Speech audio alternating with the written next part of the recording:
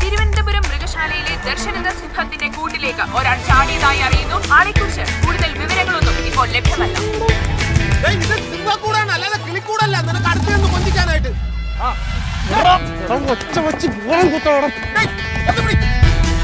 എടാ മരം ചുറ്റല്ല, എനിക്ക് വീട്ടിൽ പോണോന്നു.